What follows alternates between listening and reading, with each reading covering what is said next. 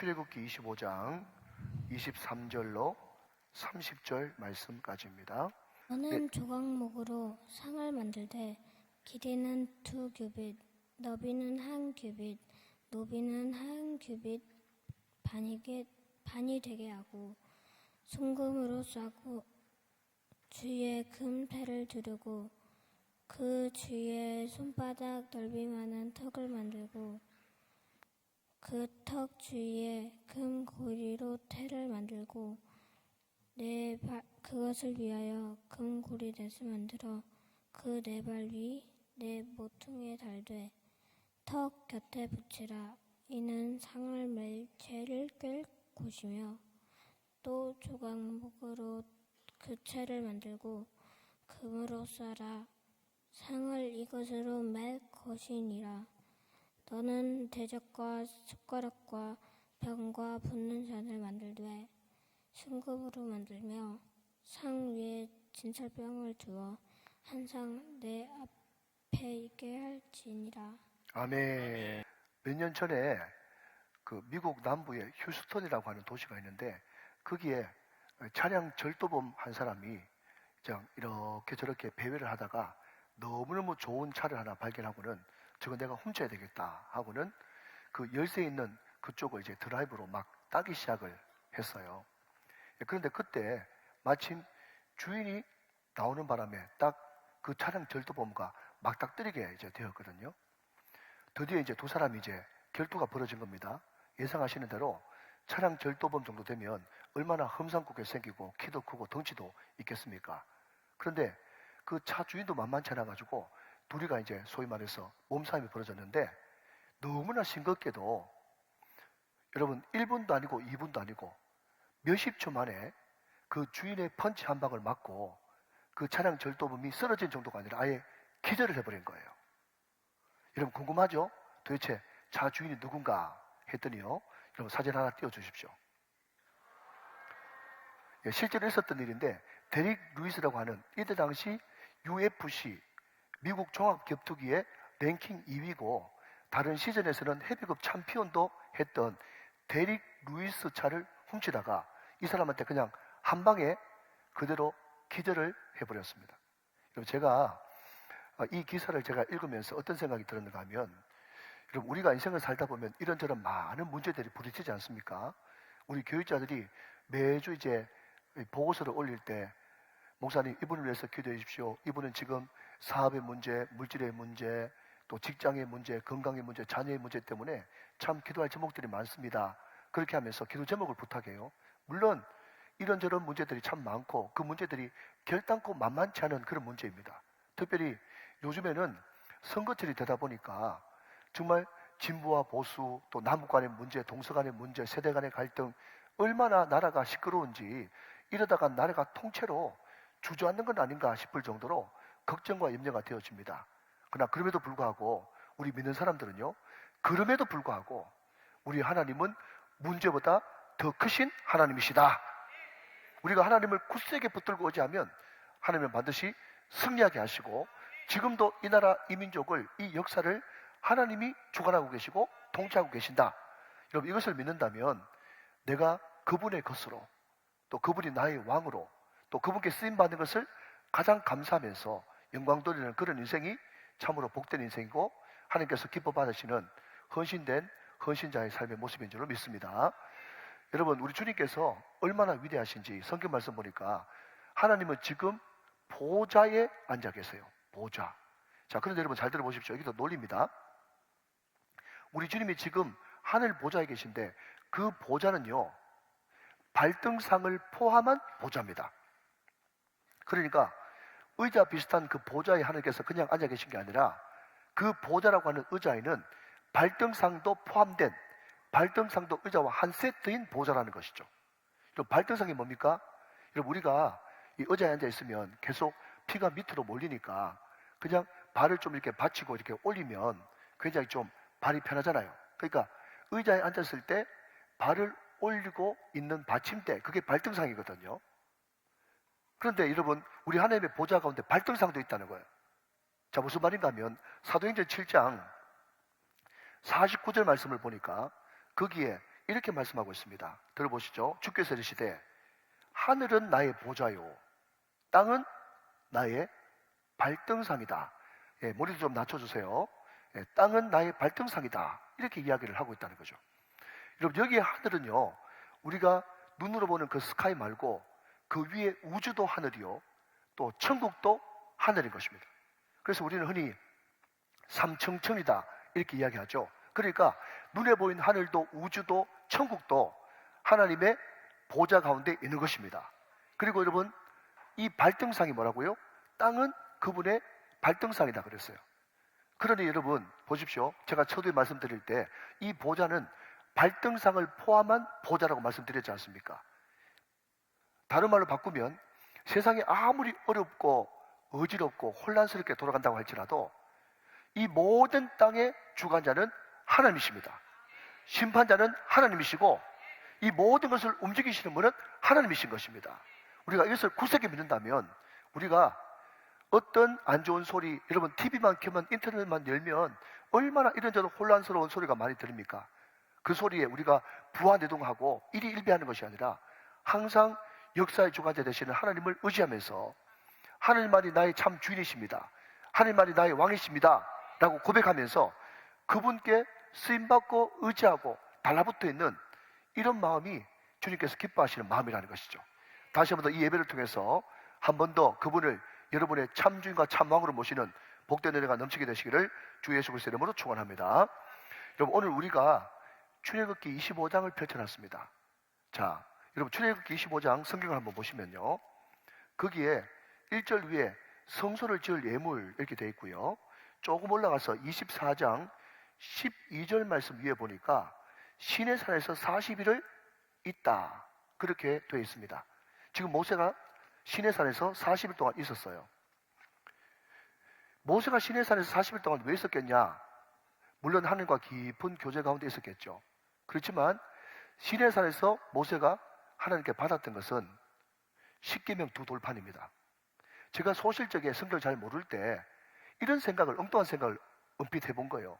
무슨 이야기인가 하면 하나님은 전능하셔가지고 그 십계명 두 돌판에 십계명을 양쪽에 다 파줬던지 아니면 한쪽에 1계명부터 4계명까지 파고 또 한쪽에 5계명부터 10계명까지 파줬던지 상관없이 그거 팔라 그러면 금방 파고 말았을 건데 무슨 모세가 40일 동안 시내산에 머물러 있어야 되겠는가 그 생각을 했거든요.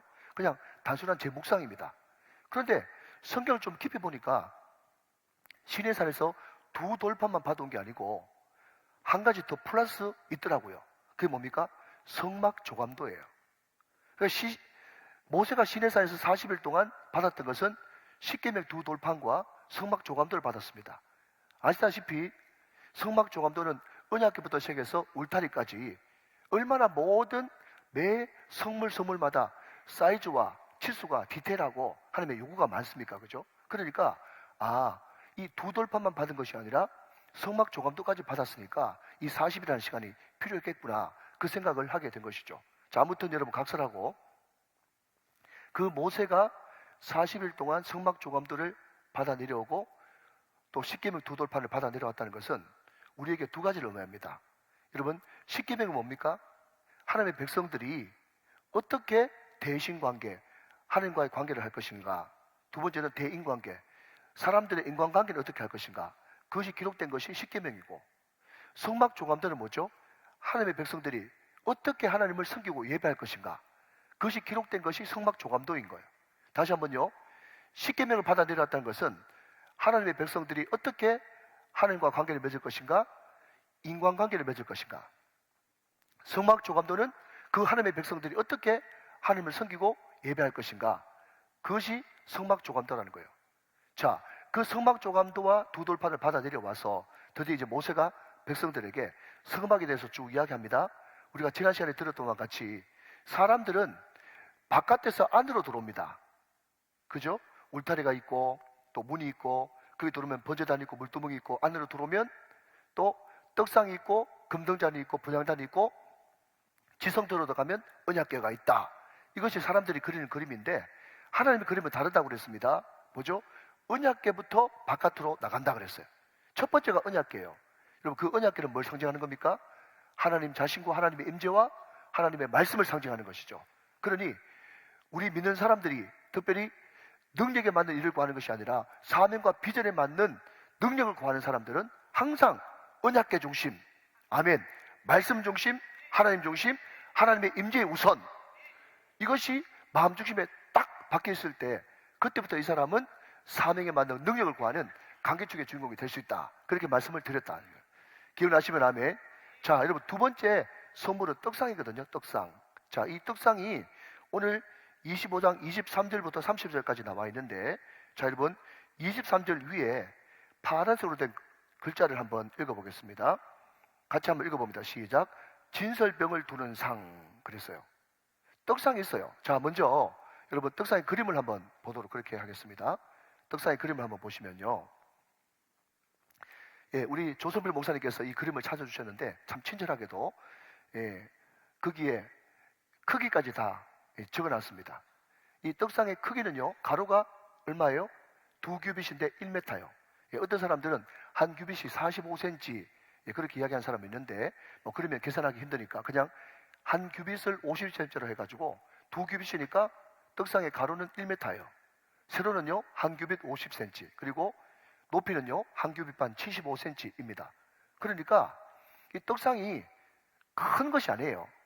그냥 두 팔 벌리면 딱 들 수 있는, 그럼에도 불구하고 이것은 선물이기 때문에 채를 매가지고 그냥 이 채를 가지고 들고 가는, 그것이 떡상이죠.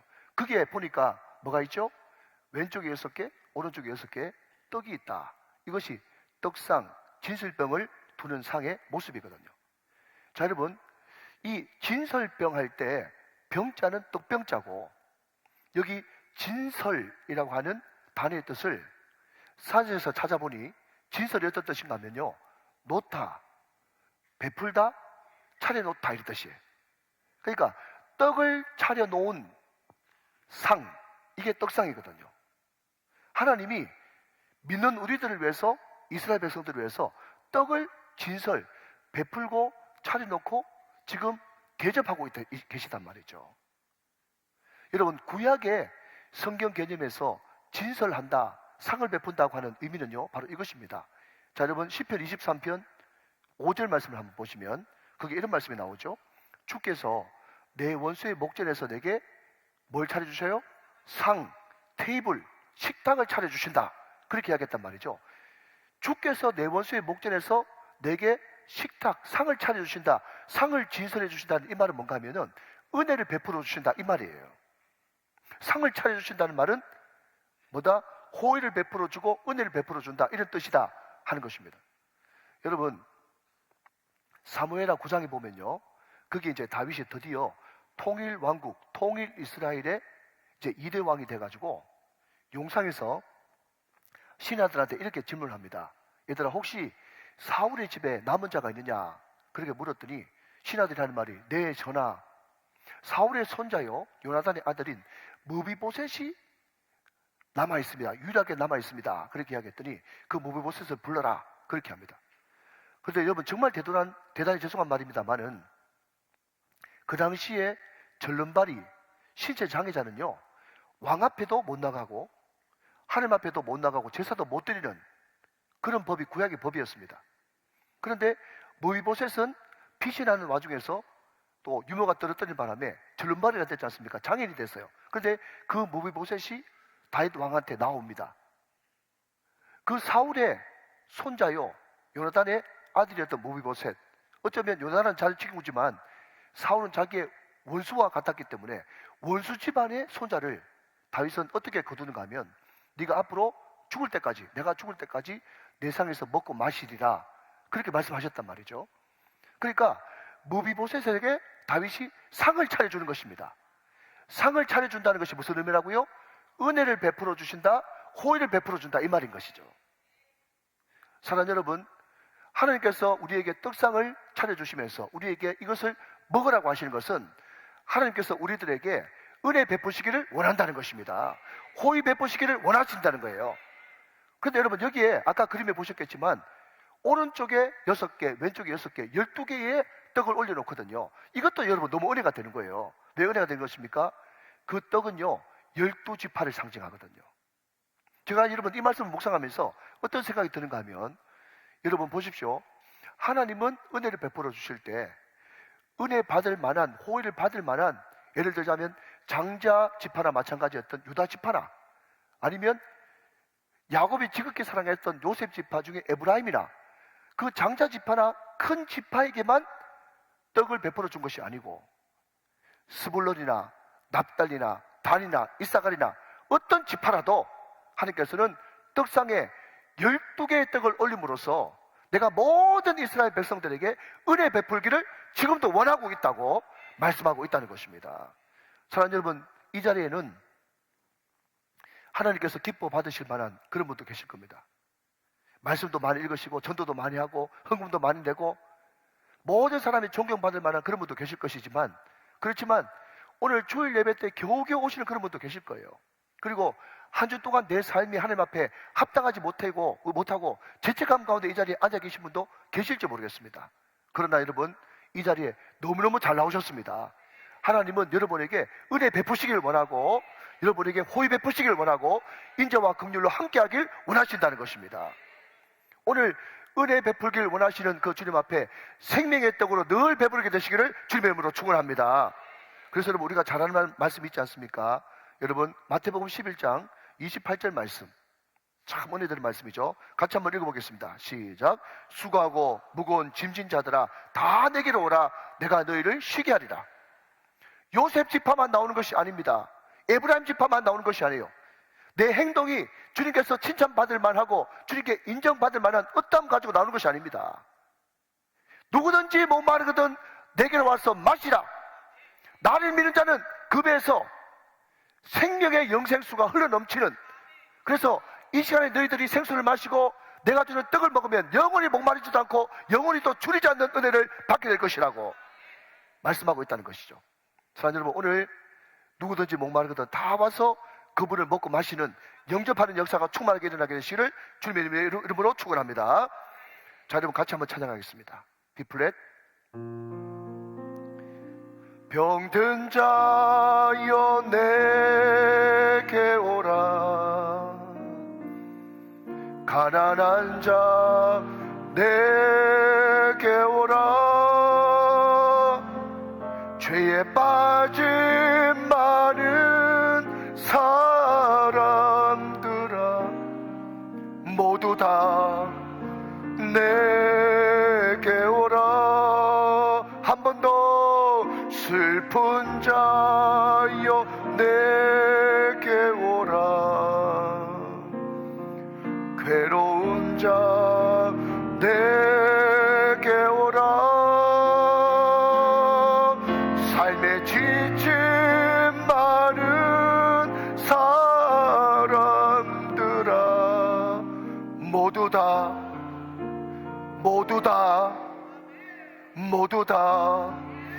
내게 오라. 할렐루야. 누구든지 올 수 있습니다.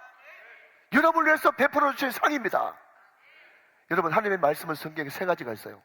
첫 번째 하나님의 말씀은 예수 그리스도 그분이 말씀이고, 두 번째 말씀은 기록된 성경 말씀이 하나님의 말씀이고, 세 번째 하나님의 말씀은 선포되어지는 하나님의 말씀, 설교가 하나님의 말씀인 것입니다. 그래서 바울이 데살로니가 성도들에게 뭐라고 얘기합니까? 너희들이 설교를 들을 때에 사람의 말로 받지 않고 하나님의 말씀으로 받으니 참으로 그러하다 말씀하고 있는 것입니다. 여러분, 제가 왜 말씀을 언급하는 겁니까? 말씀은 생명의 떡이고, 오늘 떡상의 위에 놓여져 있는 진설병은 여러분을 위해서 준비한 하나님의 말씀이기 때문에 누구든지 배고프고 목마르거든 내게서 와서 마시고 그것을 먹으라. 나를 먹고 마시는 자는 영원히 줄이지 않고 영원히 목마르지 아니하리라. 이 은혜를 다 받아 누리시는 저와 여러분 다 되시기를 주 예수 그리스도 이름으로 축원합니다. 축복합니다. 자, 한 걸음 더 나가서, 그럼 제가 성막론을 지난번에 한번 강의를 할 때 성막의 모든 성물은 다 예수 그리스도를 가르친다 그랬어요. 여러분, 우리가 지난 시간에 들었던 언약궤는 말씀이신 예수님을 가르치고, 오늘 우리가 배우고 있는 떡상은요, 생명의 떡으로 오신 예수님, 그리고 그 맞은편에 있는 금등잔 내지는 금초대는 뭐죠? 앞으로 빛으로 오실 예수님. 다 처음부터 끝까지 예수님이에요. 자, 여러분 다시 떡상으로 돌아간다면 그 떡상은 예수님인데 어떤 예수님인가 하면 하늘에 만나러 오신 예수님, 생명의 떡으로 오신 예수님이에요. 여러분 제가 설교 준비를 해보니까 이것을 한 3-4번도 할 수 있더라고요. 그래서 오늘은 여기까지만 하고 또 다음 주에는 좀 더 하고 해서 2주에 걸쳐서 이 떡상에 대해서 좀 살펴보기를 할 텐데, 우리가 떡상을 살펴볼 때마다 항상 돌아가야 되는 것은 첫 번째는 만나입니다. 만나. 자, 여러분 출애굽기 16장 15절 말씀에서 하늘에서 내려주신 양식 생명의 떡 만나를 한번 보도록 하겠습니다. 제가 했습니다. 이스라엘 자손이 보고 그것이 무엇인지 알지 못하여 서로 이르되 이것이 무엇이냐 하니 모세가 그들에게 이르되 이는 여호와께서 너에게 주어 먹게 하신 양식이다. 그래서요 만나 이야기를 하는 겁니다. 하나님이 하늘에서부터 이 꿀까베기 같은 것을 이렇게 막 내려주니까 너무 이스라엘 백성들이 신기하거든요. 그러니까 이 하얗고 뭔가 달고 또 이거 가지고 여러 가지 해먹을 수 있고 너무너무 신기하니까 처음 보니까 너무 신기하잖아요. 신기하시죠? 듣고 계시죠? 그죠? 그러니까 너무 신기해가지고 이게 도대체 뭐지? 이게 뭐지? 자, 여러분 오늘은 잠깐 유식해지는 시간입니다. 히브리어 한번 공부해 보겠습니다. 한번 따라 하시기 바랍니다. 만후, 시작. 만후. 이것이 무엇이냐 이런 뜻이거든요. 근데 이것이 무엇이냐 만후, 여기서 뭐가 나왔는가 하면 만나가 나왔어요. 만나의 뜻이 뭐냐? 이것이 무엇이냐? 이게 만나의 뜻이에요. 자, 이스라엘 백성들이 너무 신기해가지고 만후, 이게 도대체 뭐지? 그랬더니 모세가 이스라엘 백성들에게 이렇게 이야기하고 있습니다. 다시 한번 띄워주시면 16장 15절 말씀에 이르되 이는 여호와께서 너에게 주어 먹게 하신 양식이다. 그렇게 이야기하고 있단 말이죠. 한 번 더요. 이는 여호와께서 너에게 주어 먹게 하신 양식이다. 이게 만나라는 거예요. 이게 생명의 떡이라는 거예요. 여러분 이게 떡상 위의 진설병이라는 거예요. 여러분 제가 새 가족이 오면 가끔씩 이렇게 여쭤봅니다. 선생님 혹시 선생님은 직장이 어디십니까? 그렇게 물어보면요 그 어떤 분은 이렇게 이야기합니다. 아니 목사님 저는요 조그마한 사업하면서 먹고 삽니다. 그렇게 이야기해요. 또 어떤 사람은 내가 어떤 직장 다니면서 먹고 삽니다. 그래요. 먹는다는 것, 먹고 산다는 것은 뭔가 하면요 말 그대로 직업이요, 일상이요, 나의 생존이요, 말 그대로 살아가는 전부를 이야기하는 것입니다. 그러면 여러분 다시 먹고 싶은 것은 이것입니다. 그러면 당신이 지금 이 위치까지 올라가고 또 이만큼 월급 받으면서 이렇게 자식 키우면서 또 다른 사람에게 인정받으면서 사는 이 모든 것들이 선생님이 열심히 노력하고 수고하고 땀 흘리고 최선을 다해서 여기까지 온 것입니까? 그런 질문을 할 때 2가지로 반응이 나타날 거예요. 첫 번째는 뭐죠? 네 목사님 맞습니다. 내가 이 자리에 올라오기까지 얼마나 수고하고 노력하고 땀 흘리고 최선을 다했는데요. 이렇게 이야기하는 분이 계실지 모르겠어요. 그러나 여러분 그것은 성경적인 답이 아니고요 하나님이 원하시는 답이 아닙니다. 성경은 여러분이 노력했든지 땀을 흘렸든지 최선을 다했든지 상관없이 성경은 너희들이 지금 먹고 사는 것, 그 직업, 이 정도 위치 포지션 이것이 다 누구 덕분인지를 아니? 하면서 다시 여러분 본문을 띄워주시면 16장 15절 말씀에 한번 읽어보십시다. 시작. 이는 여호와께서 너희에게 주어 먹게 하신 양식이란 말이죠. 여러분 너무나 당연한 이야기입니다. 우리가 신앙생활하면서 수백 번 수천 번 들었단 말씀이에요. 그러나 그럼에도 불구하고 평범한 가운데 비범함이 있다고, 내가 지금 이렇게 먹고 살고 다른 사람한테 인정받으면서 다른 사람들한테 자랑하면서 살 수 있는 이 모든 것들은 내가 노력하고 땀 흘리고 수고하고 최선을 다한 것도 있지만 그 땀과 눈물, 최선, 노력까지도 하나님이 주신 힘이고 능력이라는 것입니다. 그러니 우리는 고백해야 되는 거예요. 내가 이 자리까지 있게 된 것은, 지금까지 내가 지려온 것은 주님의 은혜고 여호와께서 내게 주신 양식 때문에 내가 지금 이 자리에 있다고 고백해야만 되는 것입니다. 여러분 이것이 만나의 의미고 떡상의 의미인 것입니다. 여러분 이것이 바로 사명과 비전에 만든 능력을 구하는 사람들이 해야 될 당연한 고백이라는 것이죠. 여러분 이런 말 있지 않습니까? 지금부터 절대로 코끼리를 생각하지 마세요. 코끼리 생각하면 안 됩니다. 자, 그랬더니 여러분 지금 무슨 생각나세요? 코끼리 생각은 하죠. 그죠? 예. 여러분, 지금부터 절대로 제 눈을 보지 마십시오. 저는 제 눈이 지금 빨갛게 충혈됐습니다. 제 눈을 절대로 보지 마세요. 제 눈을 보게 되죠. 그죠? 여러분, 제가 지난 저녁에 엄청나게 기도했습니다. 뭔가 하면요. 토요일부터 눈이 빨개지기 시작하면서 코가 꽉 막혀가지고 말이 안 나오는 거예요. 하나님, 내 이래가지고 주일 설교 어떡합니까? 너무너무 걱정이 됐어요. 그런데 아직까지 눈은 빨갛지만 그래도 설교는 들을만 하잖아요. 그죠? 그러니까 여러분, 하나님께서 말이죠. 건강해 보여도 하나님께서 눈 빨갛게 만들어버리고 코 막아버리고 여러분 말 못하도록 만들면 설교 못하고 목회도 못하는 거예요. 그러니까 지금 내가 이렇게 목회하는 것, 여러분 앞에 설교하는 것, 이 모든 것들이 누구 덕분이냐? 라고 물으신다면 여호와께서 내게 주셔서 할 수 있는 나의 양식이라고 말해야 되는 것이죠. 여러분, 이게 우리 믿음의 고백 아니겠습니까? 여러분, 북한에 가면요 김일성 주체사상을 가르칩니다. 김일성 주체사상. 여러분, 주체사상 이게 뭔가 하면요 내가 주인이라는 거예요. 내가 나의 주인이라는 것입니다. 내가 나의 주인이다. 누가 나를 건드리느냐? 내가 주인인데. 이게 주체사상이거든요. 그런데 그 주체사상이 뭔가 하면요 선악과입니다. 선악과. 여러분, 사단이, 뱀을 모양한 사단이 아담 하와한테 와가지고 자꾸 하나님을 갈 거 없다. 네가 이 선악을 알게 하는 나무의 실과를 먹으면 네 눈이 밝아져가지고 네가 하나님처럼 될 수 있다. 하나님이 그게 두려워가지고 자꾸 그 먹지 말라 하는 거지. 하나님 자꾸 하지 말고 이 선악을 알게 하는 나무의 실과를 먹으면 네 눈이 밝아서 하나님처럼 된다. 이게 사단의 유혹 아닙니까? 네가 하나님처럼 된다. 네가 하나님이다. 이게 뭐죠? 주체사상이에요. 그게 주체사상.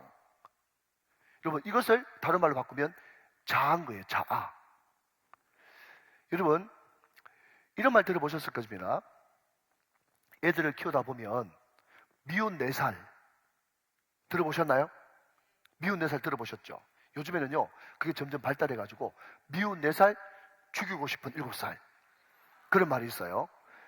근데 정말 애가 너무너무 세건세건 잠도 잘 자고 엄마 아빠밖에 모르다가 4살 정도 되면 이제 내 안에서 꿈틀거리는 자아가 발달돼가지고 이제는 제일 먼저 하는 말이 싫어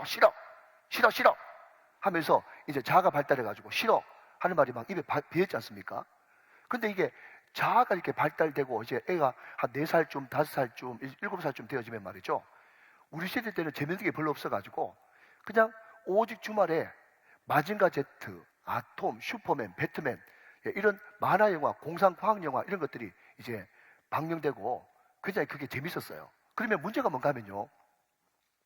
그 만화를 보고 나온 애들이 다 자기 집에 있는 보자기를 모가지 메고 다 나오는 거예요. 근데 주말 뉴스나 아니면 주간신문 보면 말이죠. 그 모가지에 보자기 메고 온 애가 자아가 너무 충천해가지고 그냥 2층이나 3층에서 막 뛰어내리는 그래가지고 그냥 사고 나고 죽는 그런 애들도 많이 있었어요. 실제로 제가 군대 있을 때 제가 모셨던 상사, 인사계 상사님이 아들이 있었는데 그때 애가 4살인지 5살인지 모르겠어요. 그런데 얘가 배트맨, 슈퍼맨 영화를 보고 난 다음에 막 자아가 충천해가지고 보자기를 메고 아파트 4층에서 뛰어내린 거예요. 근데 여러분, 군인 아파트 되면 오래된 아파트 가보면 여러분 조경수 이렇게 넓게 방석처럼 해가지고 막 깎아가지고 이렇게 조경수 큰 거 있잖아요. 알면 안다, 모르면 모른다, 모르면 알고 싶다. 그런 큰 조경수가 있거든요. 그 조경수에 애가 그냥 폭 떨어져가지고 방석이 떨어지듯이 폭 떨어져가지고 애가 찰과상만 입고 죽지는 않고 벌떡 일어나는 바람에 그것 때문에 예수 안 믿고 방탕하던 우리 상사 인사계 그 원사님이 말이죠. 예수 믿고 변화되는 그런 전화위복의 계기도 있었습니다만은 자, 여러분 여기서 그림 한 카트 보시겠습니다. 그림 한 카트, 슈퍼맨, 배트맨, 그림 큐. 자, 여러분 보십시오. 슈퍼맨, 배트맨 보면요 항상 여러분 이 보자기를 모가지에 메고 저렇게 나옵니다. 이게 자아가 충천한 거예요. 자아가 충천한 거예요. 자, 그런데 문제가 뭔가 하면 4살, 5살, 6살, 7살 되는 애들은 봐줄만도 하지. 제가 부목사 시절 때 프랑스에 제가 성지순례 탐방을 갔는데 말이죠. 제가 박물관 어디 가니까 그 프랑스가 자랑하는 프랑스의 영웅 누굽니까? 나폴레옹. 그 나폴레옹 그림이 박물관에 가는 곳마다 붙어 있는데 나폴레옹을 보는 순간 제가 깜짝 놀랐어요. 아, 이놈도 망토를 메고 있네. 이 나폴레옹이 여러분 이제 망토를 하고 있잖아요. 여러분 제발 부탁드리는데 망토하는 사람 다 위험한 사람입니다. 망토하는 사람, 보자기 메고 나오는 사람 다 위험한 사람이에요. 근데 여러분 이 나폴레옹을 제가 왜 소개하는가 하면 나폴레옹이 했던 가장 유명한 말이 뭐죠? 시작. 내 사전에 불가능은 없다. 이게 여러분 주체사상, 이게 자아예요. 자아. 사단에게 조종받는 자아라고. 여러분 예배 시간에 이런 이야기해서 참 안 됐습니다만은 나폴레옹이 평생 사랑했던 여인이 조세핀인데 여러분 조세핀이 남편 전쟁만 나갔다 그러면 다른 남자하고 바람 피웠거든요. 그런 마누라 남겨놓고 여러분 내 사전에 불가능이 없다고 이야기해야 되니까 얼마나 그 이야기가 허무맹랑한 이야기냐, 그 이야기를 하고 싶은 거예요. 여러분 한 번은 제가 찬양 집회를 갔는데 어떤 선교사님이 와가지고 말씀을 전하시는 거예요. 근데 그 말씀 전하기 전에 찬양을 하는데 그 찬양팀이 지금부터 한 30년, 40년도 넘게 된 찬양을 하는데 그 찬양 중에 주 나의 사랑, 나 주의 사랑, 그 사랑은 내 기쁨, 이런 찬양했어요. 근데 그 찬양의 문제가 뭔가 하면요, 끝이 언제인 줄 모른다는 거예요. 계속 가사를 또 바꿔버리면 또 20절, 30절도 막 되는 거예요. 그런데 거기 한 20절쯤 넘어가면 어떤 가사가 나오는가 하면 주 나의 신랑, 나 주의 신부, 신랑 신부 하면서 막 인사하면서 이렇게 부르는 찬양이 있거든요. 그 찬양을 다 부르나가지고 선교사님 지금 말씀을 전해야 되는데 20절, 30절 막 되니까 너무 힘든데 아무튼 마지막은 주 나의 신랑, 나 주의 신부로 끝났어요. 이제 선교사님이 말씀을 전하러 올라오셨단 말이죠. 그러니까 선교사님이 너무 오래 기다렸는지 옆에 사람하고 인사를 시키더라고요. 자, 여러분 옆에 분들과 한번 인사하시기 바랍니다. 예, 이렇게 인사하시죠. 잘 들으시고요. 당신 신랑 진짜 잘 계십니까? 한번 인사하시기 바랍니다. 시작. 당신 신랑 진짜 잘 계십니까? 이렇게 인사시키더라고요.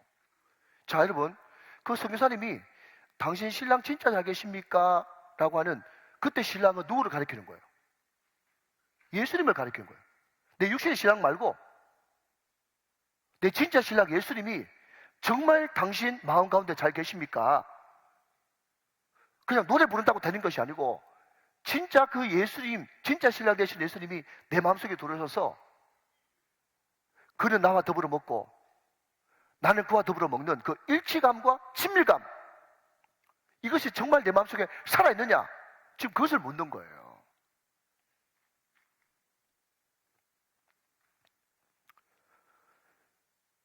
사랑하신 여러분, 우리 예수님이 직접 말씀하시기를 신랑이 같이 있을 때 금식한 사람이 어디 있겠냐? 나중에 신랑을 잃어버릴 때가 오리니 그때는 금식할지니라. 내가 열심히 예배당에 왔다 갔다 해도 어느 순간 내 마음속에 하나님이 없다, 내 마음속에 예수님이 충만하지 않다, 그럴 때가 반드시 오게 되는데 그때는 금식하면서 다시 한 번 더 그분과 친밀감과 일치감을 누려야 그게 성도의 삶이라고 말씀하고 있다는 거죠. 사랑하는 여러분, 내 안에 진짜 신랑이 되시는 예수님이 살아계시다면 항상 그 입에서는 고백할 수밖에 없는 거예요. 하나님, 내 모든 것, 나의 생명까지 다 주님 앞에 드립니다. 어떻게 그게 가능한데요? 나의 물질도, 나의 건강도, 나의 자녀도, 나의 모든 가지고 있는 이 모든 것들이 다 나로부터 기인된 것이 아니라 여호와께서 나에게 주신 양식이기 때문에 나는 주신 그분께 모든 영광을 돌려드릴 수밖에 없습니다. 그렇게 고백하는 거죠. 사랑하는 여러분, 생명의 양식은요, 나로부터 온 것이 아니라 여호와께서 나에게 주신 양식이라는 사실을 꼭 믿게 되시기를 주님의 이름으로 축원합니다. 이것을 늘 고백하는 사람이 사명과 비전에 맞는 능력을 구하는 사람이다 하는 것이죠. 자, 여러분 마지막 세 번째는요, 그러면 이 하늘의 양식, 생명의 양식을 어떻게 먹을 것인가 라고 했을 때 그 다음 절 출애굽기 16장 16절 말씀은 우리들에게 이렇게 말씀하고 있습니다. 자, 같이 한번 보십니다.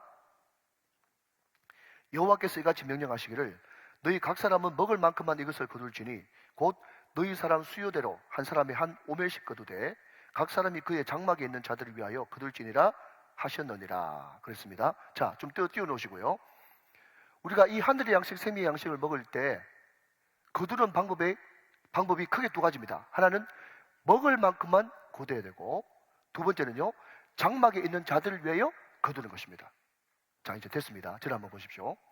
이런 먹을 만큼만 거두라 라고 하는 이 말 속에는요, 어떤 원망도 불평도 비교도 없습니다. 어차피 내 양은 적은데 더 많이 거둬봤자 남겨두는 순간 썩어 나다빠지는 거예요. 그러니까 내가 만약에 한 그릇밖에 양이 안 된다 그러면 한 그릇만 거두면 되는 것이고, 내가 많이 배의 양이 커가지고 두 그릇 먹을 수 있다 그러면 두 그릇 거두면 되는 거예요. 먹을 만큼만 거둬라. 여기는 어떤 원망 불평도 비교도 없어요. 자, 그런데 여러분 말입니다. 만약에 예를 들어서 이렇다고 한번 쳐보십시다.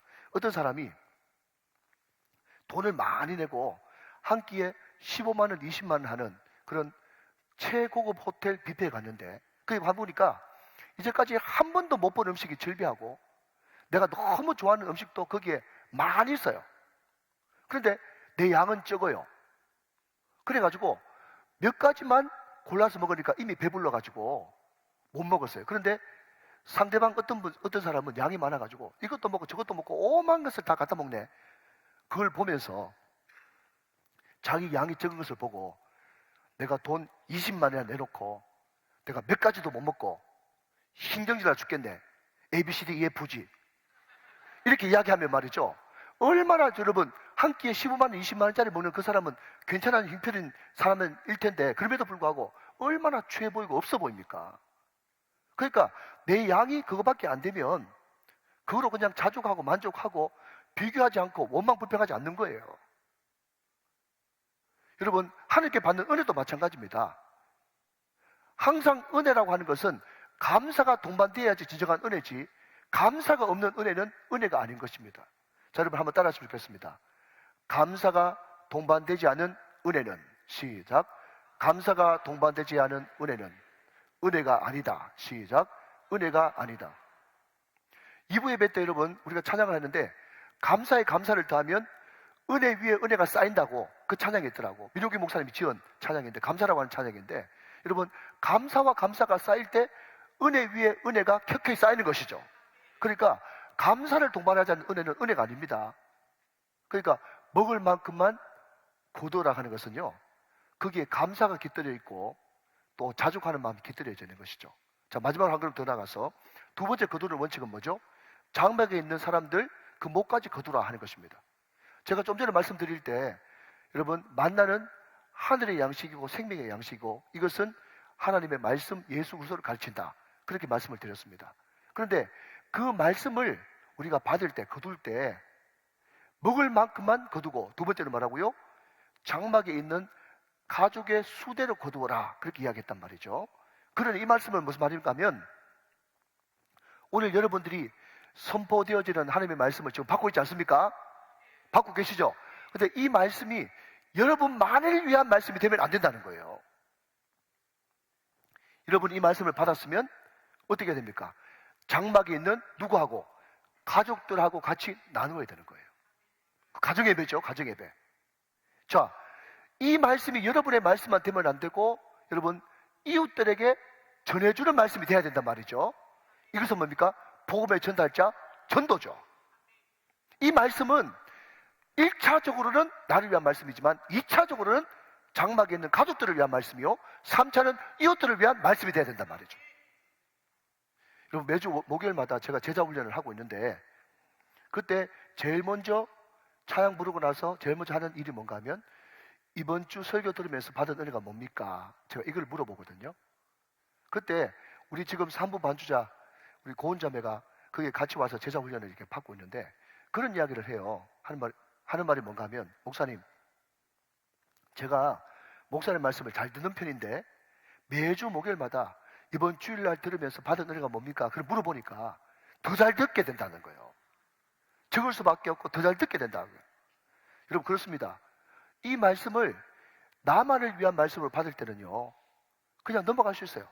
근데 내가 이 말씀을 받아가지고 어떻게 하든지 우리 가족들과 나눠봐야 되겠다, 우리 이웃들과 나눠봐야 되겠다, 우리 직장 동료들과 나눠봐야 되겠다고 하는 그런 마음을 가지고 말씀을 들을 때 이 말씀이 더 또렷하게 들리는 거예요. 더 감동 깊게 들리는 것입니다. 여러분 잘 알지 않습니까? 뭘 잘 알죠?